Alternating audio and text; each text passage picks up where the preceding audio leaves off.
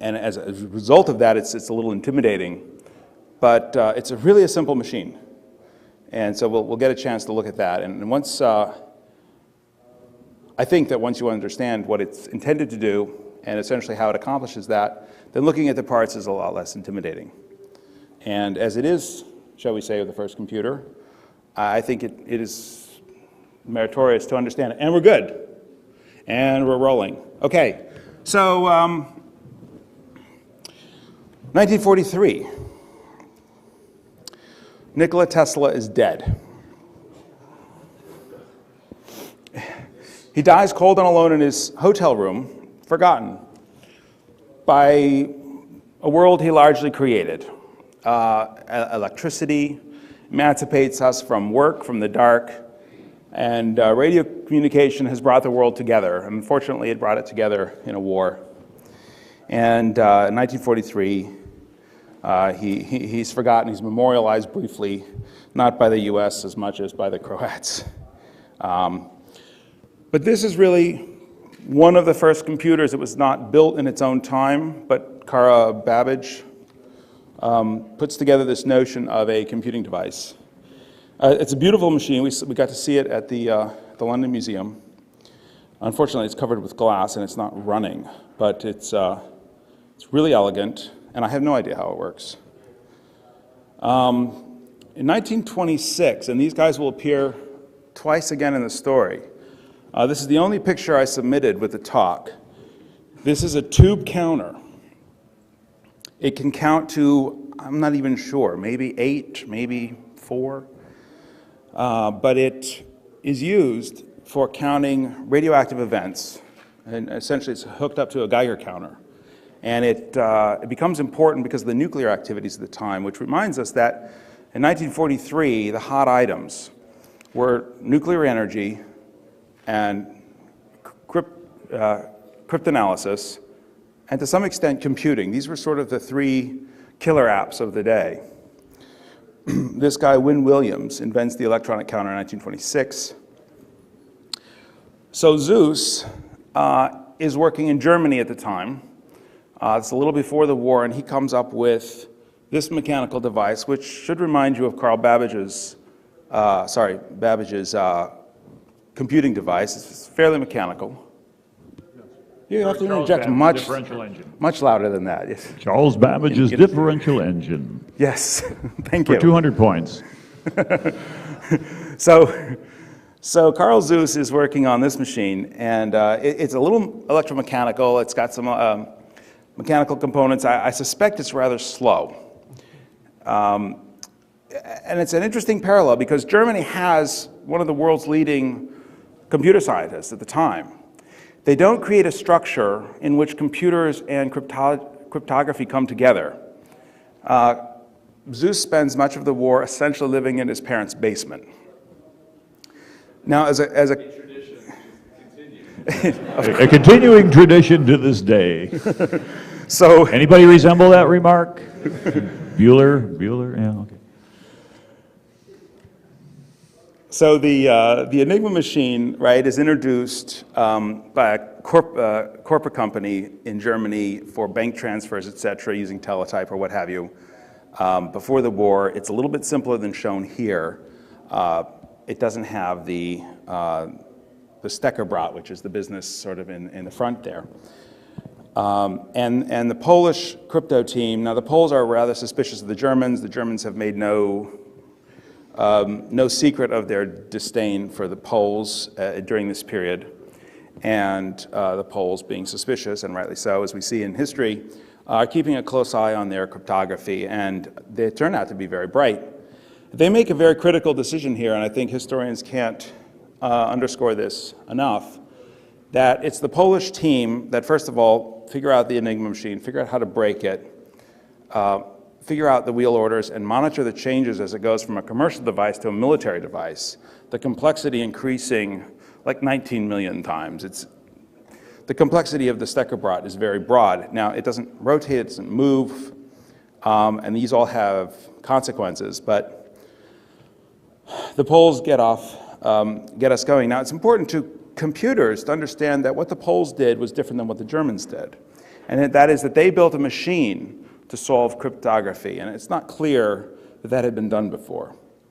There are various little wheels that allow cryptographers to look at different alignments of different key scripts, and there are different paper methods, and there are hole punches and different mechanical ways to manipulate ciphers before then, but it's not clear, and GMARC can affirm that there's no machine to solve cryptography. The Poles broke the original Enigma using nothing more than graph paper and intuition.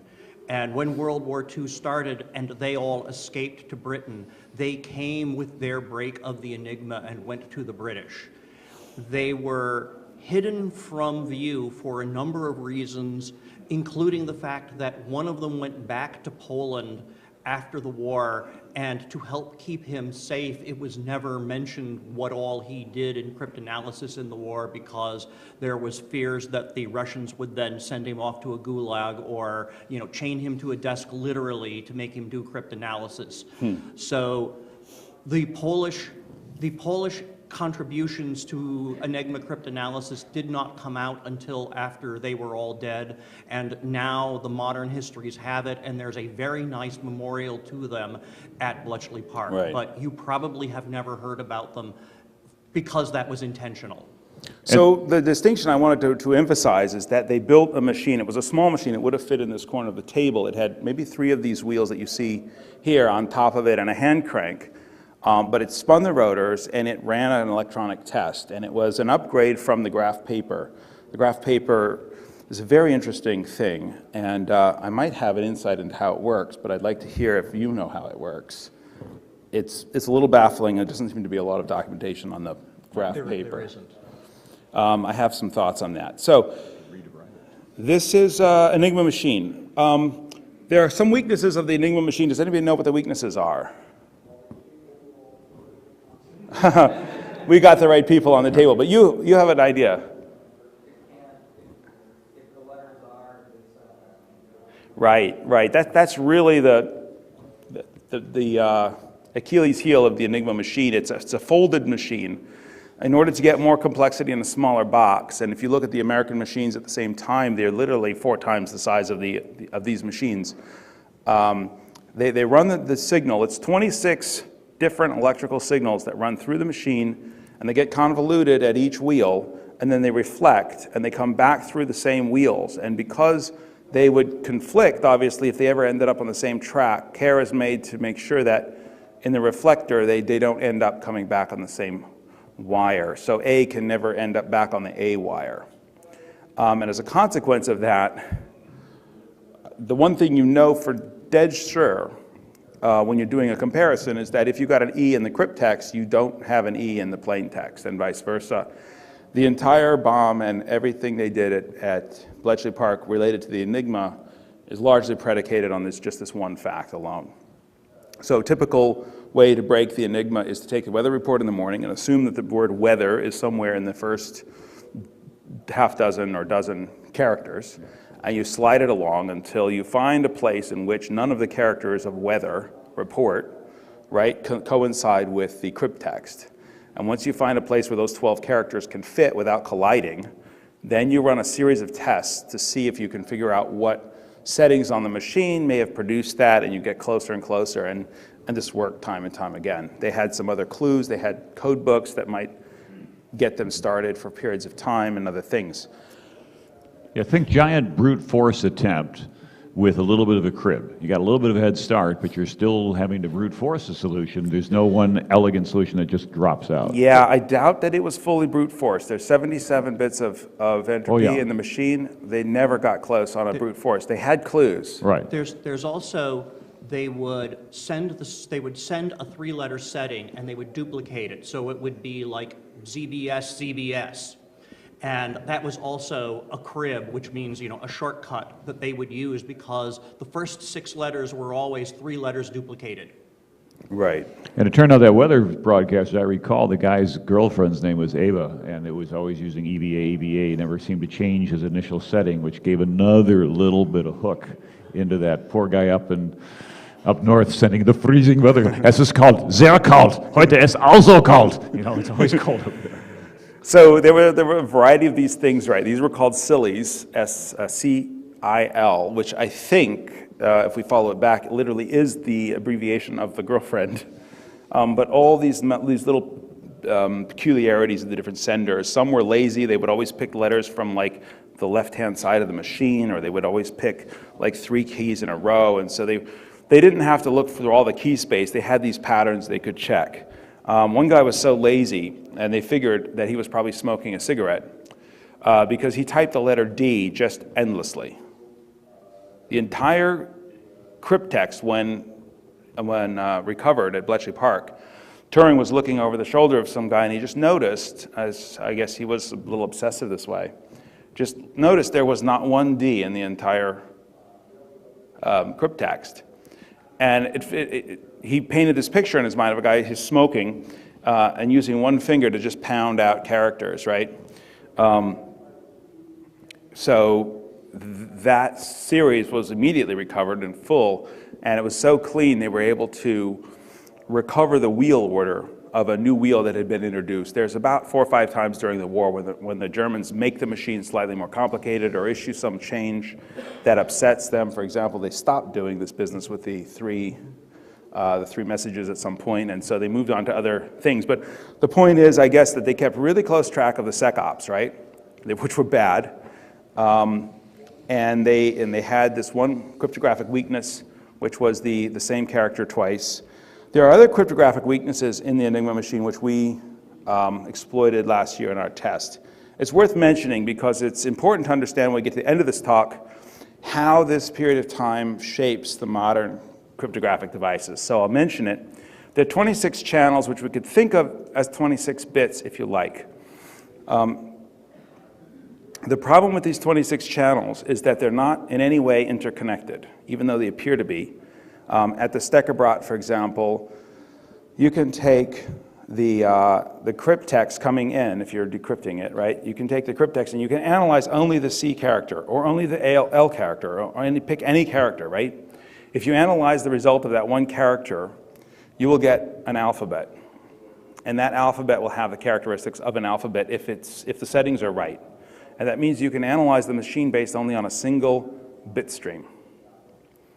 So we're going to get to that again and again, and then you'll understand it at the end. That's one way to break the Enigma machine. All right. So around this is dated up above, but it's a little later than 1943, I think, right? More, 1941. Zeus introduces this as the Zeus 3. The Zeus 2 is essentially lost, I think. I think, in fact, it was bombed. I think his parents' apartment was bombed, and the Z2 in it. So bad luck. Don't hang out at your parents' apartment during wars. And invent the computer if you want anybody to know about it. It just turns out to be a bad place to work. So now he's upgraded to relays, right? It's a cool machine. This is actually a picture of him much later in life, and he has reconstructed the Z3, and he's showing it off here for the first time. Essentially, it was built and bombed, and it really never got off the ground. Again, the Germans have not created a central cryptographic unit. They have not combined that with computing. They have not created anything like Bletchley Park. If you were a cryptographer in the German army, you were attached to a unit. You probably spent most of your time encrypting and decrypting normal messages, and maybe you worked with a pencil and a paper on some other stuff. You're basically a clerk. Yeah, in your spare time. So the position was never elevated. And this brings us to 1943. Nikola Tesla is still dead. The Colossus machine is here. And we're going to build back into this again, but I want to start thinking about what this machine does. It's built on it deciphers the Lorentz cipher. Fundamentally different than the Enigma cipher. The Enigma cipher has 1 wire for every letter in the alphabet, 26. The Lorentz machine has 5 wires, and it's binary. Those 5 wires correspond to a binary sequence. Every letter is a combination of the wires and not a single wire. We've made a massive jump from a very primitive electronic device to a proper digital encoding. The Baudot system, from which we now get the baud rate, for example, is in place. And there are still places where the 5-bit paper tapes that were used for this are still in use. They're the very same thing, and it really is a true binary machine because they're using a pseudo-random number generator to XOR a key stream onto the ciphertext, onto the plain text, and punch it out on a paper tape. If This is anybody- in many ways a completely modern stream cipher. It just happens to be using 5 bits for characters. If anybody were here for ShmooCon 4, remember those yellow badges that were 5 bits wide? That was basically an emulation of the paper tape. So this is a picture of the ENIAC machine. It doesn't have great pictures. Like the tube counter in 1926, it's used primarily to involved in the nuclear age. I think it's part of the Manhattan Project. Now this is fun. This is not related to the war because it appears just after the war, but this is a Decatron tube. It's a single tube that emulates the counter because it has some 10 poles inside of it. And each time that you pulse it, the connection, the ionization moves from one pole to another because of the mechanical configuration of the two devices. It's very creative. And they built this entire computer using just this one counter method, which is a lot of fun because you can see on the right-hand side or on the left-hand side here, you can see the registers, you can see the memory, you can see the memory moved into the registers, and then the logic is actually conducted in relays. But it's a very fun computer to watch because it's just transparent, and they're using it now for education in the TMOC, the Museum of Computing there in England. It's fun. You've seen it, right? The Witch? Yeah, also on YouTube, I have some films of the Decatron running where I took really good close-ups. They were running essentially a Turing machine program that stepped tapes along, and you get some good close-ups of the actual Decatron bits working. So the Decatron really is the highlight of the tube era, in my opinion. I doubt there's any difference of opinion on that. Is the most awesome tube. All right. Lorentz cipher, we talked about the 5 bits, right? There's an example of the tape. You can see that there's 3 on the top and 2 on the bottom, and then the center line is the clock. Initially, that had a sprocket, a mechanical sprocket in it. It probably has a sprocket when it's run. In all likelihood, the tape comes out of the machine with a center, with that little small holes already punched in it. The picture of the machine is the machine that makes the ciphers. I think it's also the same machine that decrypts under usual work. So the picture on the right, I think, was actually developed by the Polas. No, not by the Poles, sorry. This machine was characterized at Bletchley Park. I think it was Newman Maxwell who did a lot of their work on no? Not sure. Yeah. The Newmanry was the name of the division that was largely responsible. There was also another character, Tunny. Tunny was the code name. Right. They called it Fish. The Germans called it Fish, and it got the code name Tunny at Bletchley Park. So they had these dots. Now, it was very difficult to come up with this diagram here and to understand it. And basically what they did is they took the dots and they laid them out sort of like in rows of 50. And then they laid them out in rows of 49, and then laid them out in rows of 48, and then laid them out in rows of 47. And they realized that there were certain ways that you could lay them out. And they would produce non-random summations, right? And there were certain ways you could lay them out and they wouldn't. And then once they had the high number, basically around 48 or 49, I forget what, it's probably on here, right? Like the high number is 41. So once they had laid them out in 41, they realized that the other wheels were probably relative primes. So there's only a certain number of relative primes that are less than 41, and they were able from that to work out what these primary wheels were. So there's primary wheels and secondary wheels. Secondary wheels don't always move. For the sake of cryptanalysis at Bletchley Park, the second wheels never move. In other words, the only bits of data that they were able to use at Bletchley Park are the bits of data in which the second wheel doesn't move. Now, it moves about 3 times out of 5. So for every 5 characters, 3 of them are lost, and 2 of them have the characteristic in that the second wheel shall we say, not invoked. It doesn't move. That was a critical flaw in the machine because it allowed them to split the cipher sort of this way, right? Which is to say, separate the first wheel from the second set of wheels. So they split the cipher in that coordinate. Now, in addition to that, again, these are bit streams. There are 3 on top, 2 on the bottom. They were able to analyze the bit streams independently. Again, similar to the Enigma, in which the bit streams are not co-combined. The bit streams are able to be analyzed independently. The basic understanding, the basic way of looking at these is with the delta, what they called the not at the time, which we would call an XOR now, which is this bit like the other bit? And it was always, is the current bit like the previous bit? You could say the current byte like the previous byte, and sometimes they looked at the entire byte, and we're going to call it a 5-bit byte. But usually they would take 2 wheels. They would take 2 wheels at a time and just look at those 2 at that pair, and they would count every time they were the same.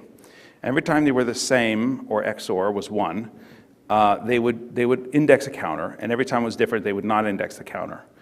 If the code was right, if the key was right that they were using to test, the result would be less than 50-50. It would shift slightly. That is how you break the Lorentz cipher. So the 2 sets, and this is the text that comes from the Tunny report. If you see anything interesting there, it helps us describe what's going on in the machine.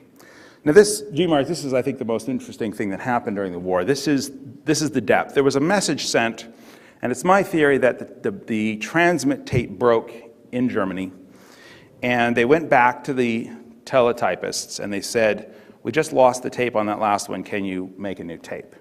And the teletypist says, yeah, we'll make a new tape. So they typed up a new tape, and in doing so, they didn't change the message settings. But the teletypist, being lazy, abbreviated more aggressively the second time. They were irritated, it was late in the evening, it was time to go home, and so they said, we got to get through this as fast as possible, and it's like 536 characters shorter the second time they type it up. Now these are very long messages. As a consequence of that, they have 2 messages now, and they came in with the same message settings. This is the holy grail, shall we say, of decryption, especially at that time. So what you do is, it's kind of like a zipper. You start at the top, and you make a guess as to what the key would be, but you've got 2 messages. And you guess that the key might be an A, let's say, or the representation of an A in that digital form. And so that key results in 2 characters, and you put the 1 character on the left, the 1 character on the right. And then you work it down to the next one. And you pick a random one, say B. But you have to try a lot of options. Like you have to try A, B, C, and D for the first character, and then you have to go to the second character and try A, B, C, and D for all of those. So it recurses very quickly, but you can sort it out. And you can make some guesses and educated guesses, and eventually in a couple of days of doing this, you'll get like the first word. And you'll find a series of keys that make sense on both sides.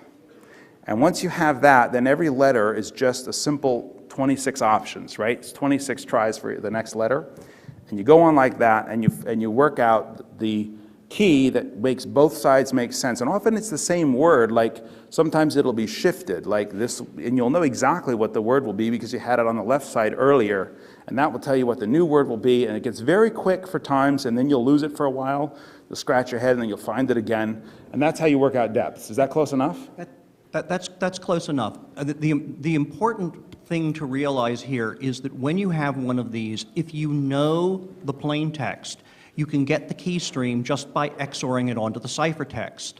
And this is, by the way, how the WEP crack worked in one of the various WEP breaks. This is how you break stream ciphers all over the place. This is why nonce reuse in counter mode of blah, blah, blah is a horrible thing to do, and so on and so forth. This idea that stream ciphers take a random stream and XOR it onto plain text, and that you can get back through reuse is a cryptanalytic thing that is here today. So the basic techniques have not changed.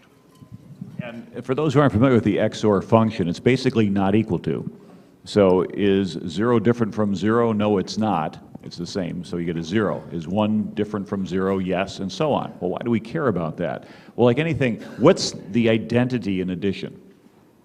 0. 0. Anything plus 0 is anything. If there's an identity in multiplication, it's 1. Okay, so what's the identity in XOR? What XORed to anything is the anything? And it turns out the identity is 0. Because if 0 XOR 0, are they different? No, they're the same, so I get a 0. 1 XOR 0, hey, they're different, I get a 1. So you see it preserves. So what? Who cares? Wait a minute. Anything XORed with itself is going to be 0, correct? Because it can't be different, it's the same. So if I have a message XORed with a key stream, and then I XOR that key stream a second time to the same message, every time I have the same key stream element appear, which they will always line up, 1 XOR 1 will be 0, or 0 XOR 0 will be 0, and so the two key streams essentially cancel out, they collapse into a bunch of zeros. But wait, 0 is the identity for XOR, which means that the entire clear text message drops right back out. And so that's the danger that you have there with the XOR function, is that if you allow that key stream reuse, which is of course what's called decryption, you try to do that deliberately, but if you as a cryptanalyst can get that somehow, game over, you win. So the depth, I compare it here to the stone here. I'm going to forget the name of the Rosetta Stone, right? That's what it's like to be up on stage at 10 o'clock in the morning. I don't know why they do this, right? This should start at 10 o'clock at night. Thanks. So they had this depth, they had a key, it was long, about 4,000 characters long. What do they do with it? So they said we can take this one key from this one message and we can play it over any message that's sent on this machine. It doesn't matter what the message setting is, it doesn't matter what the tabs are. They can use the same key and play it over a message, and what will happen is that when it's synchronized, when the key is synchronized with a message, the result will be something other than random noise. The count of the digits, 1 and the digit 0, will move from 50% and they'll move into something like 53% or 57%, right?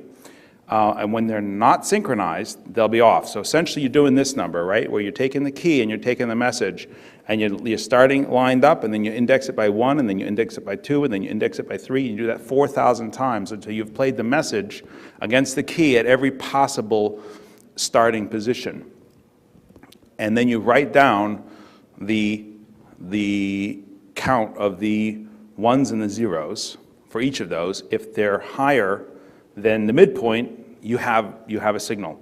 And they would get signals this way. This was the theory. I think he probably did it a couple times on their desk, manually realized that it would take forever. And so they built a machine. And they called it the Heath Robinson because Heath Robinson was the artist in London who, like Rube Goldberg, invented crazy machines. This is the machine that has a bedstead. It has 2 tapes. One tape is 1 character shorter than the other, so every time they go around, they fall out of sync by 1 step. There's some optical encoders that read the data. That goes into a counter, which is, even at this point, I think they've brought in the team from 1926. They did the tube counters and some relay counters, parts they got from the post office to just do basic counting. And they started to run this machine. It was horrible. It would run, it would explode, tape would end up in the air like confetti. Like a Macy's Day Parade. It was very impractical, but it did demonstrate that it was possible to do this. And this is key. Tommy Flowers. Don't forget that name, by the way. When you're using your computer, every once in a while look up "Thank God" and Tommy Flowers, that you have a computer. One of them is responsible. So he looked at this machine and he said, yeah, so the problem with this machine is that these tapes and the synchronicity, the sprockets, it's destroying the tapes and everything. What we need to do is get rid of all the mechanical things and make it electronic. And we'll take all of that key space that we discovered with the length, and we'll commit that into a series of tubes that will play out the same numbers as they go around. and we'll produce that tape electronically with tubes. And then we'll take the other tape, we'll get rid of the sprocket, and instead of telling the tape where to be, we'll just read where it is by shining light through the hole where the sprocket went, and we'll read that light on the other side, and we'll index the machine as a clock at that point. And then there'll be no sprockets, and the tapes will stay on the machines, and we'll be good. And they did. And that's leads us back to this machine. So this is the advanced version. I like the part about Tommy Flowers, though, where they tell him he's crazy, right? That will never work, right? They did. They did. No one's ever built a tube machine with 100 tubes at that point. He wants to build a tube machine with 10,000. So Robert doesn't have a microphone, so I'm going to stop him right there. But what he's saying is, it's true that Tommy goes back to the group. I think Newman, Maxwell, and others, Turing maybe there as well. And he proposes this, that we're going to build this massive machine, we're going to have all the tubes that it takes to make these 4,000 characters show up at the right time. And they say, yeah, I don't think so. That sounds absurd. One of the problems at the time was that tubes were considered to be unreliable. Everybody had a tube radio, and everybody's tube radio was broken more often than it was fixed. This is largely because when you turn it on and you turn it off, it's like kicking it in the nuts. But Tommy Flower had a different experience, and that was that he operated at the post office research station, and they had machines that used tubes, and they just turned them on once, and they never turned them off. And they lasted a long time. So his experience was very different. And he had the confidence that he could build, you know, like 5,000 tube machine, 10, 12,000 tube machine, and get it all running at once. By the way, why do you care about using a tube? Why not just a piece of wire? What does a tube do for you? Yeah, it basically, a vacuum tube allows current to flow one way, but it won't go back the other way. And that's very important because now you can have a logic gate or the equivalent. You can make things move forward.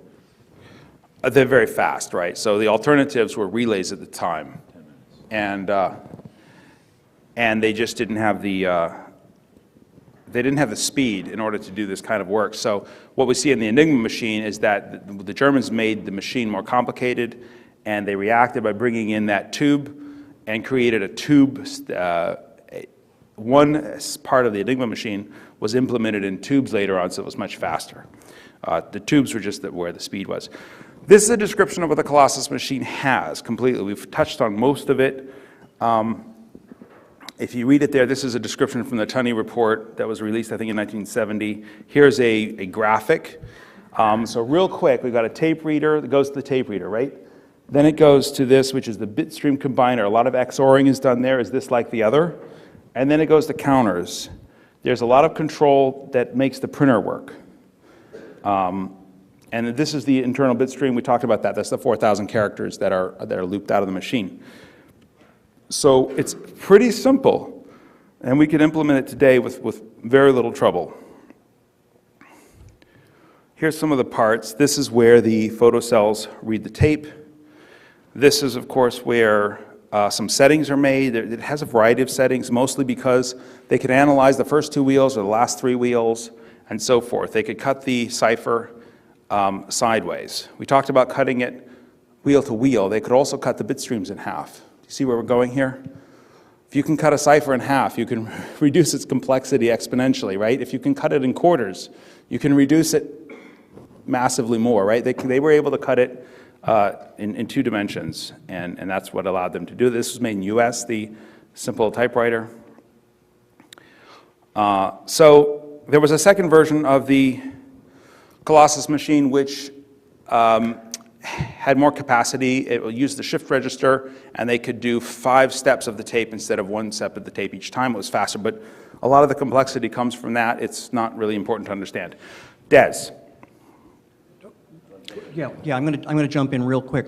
In the rebuild of Colossus, there are 3 original parts from the original Colossus, one of which is one of the photocells there. There's also one of the transformers, and I forget what else, but one of the tubes, valves, is also an original. An amazing thing about Colossus is that the clock cycle was the light shining through the holes in the paper tape. And so the faster you could run the tape across a bunch of pulleys, the faster it would run. and it was completely clocked by the paper tape going, and it ended up being extraordinarily fast when actual redos of Colossus were done on a modern computer. It took a 2 gigahertz Pentium to be as fast as Colossus. You know, and this was the 1940s. It's actually built more like an FPGA than a sequential computer, if we want to make a comparison. The logic you wanted to run was set into the machine before you turned it on, and everything run, every logic gate was connected to the other one in real time, right? So let's talk DES, right? DES is different because of Colossus and because of Enigma. There are problems with Colossus, problems with Enigma, almost the same problems. You can subsect or subdivide the parameter space. The complexity of the machine can be divided. You can analyze parts of it in isolation. In addition, the Colossus machine, the Lorentz cipher, really in practical use, did not make reference to the prior character. DES creates a situation, it solves both of these problems and really moves us into the modern era. It comes out of a time in which there was a lot of analysis being done on the Colossus machine of key tapes and other things to make sure that they were random.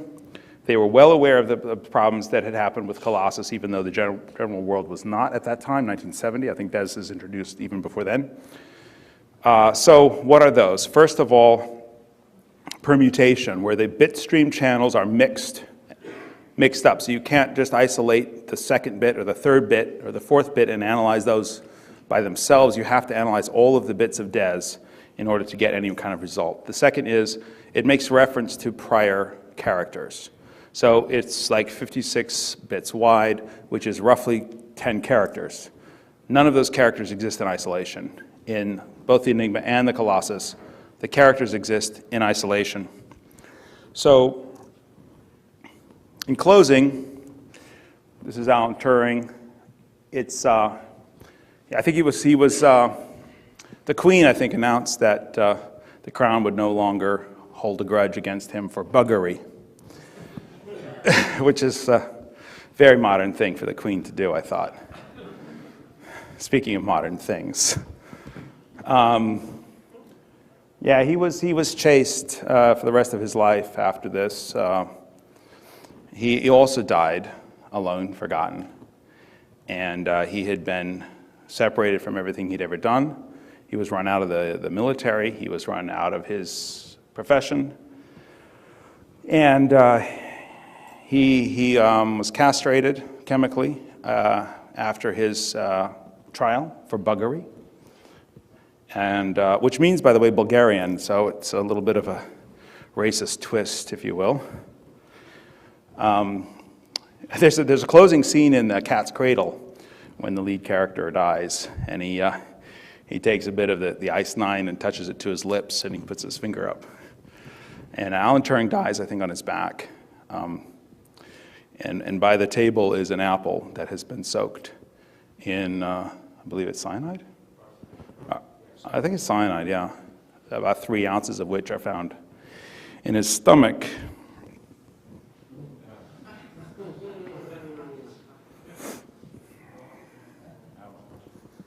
Thank you very much.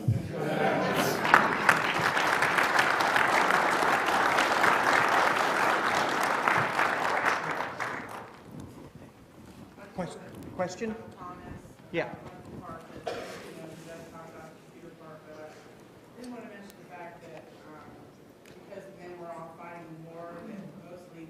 Yes. Bletchley Park. The other thing was that prior to becoming the secret place that it was, that it was a cryptography school back in like 38 or 39.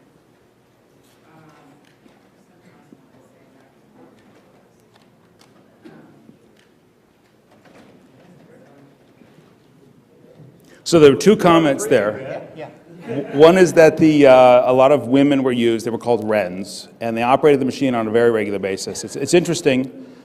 Some aspects of computing was actually materialized in that time because they would give the women very specific instructions that looked like if this happens, then do this, and then loop through this until you get there, and if this happens, then do. So they were literally writing instructions to the wrens, of which there were thousands, in very, very descriptive ways.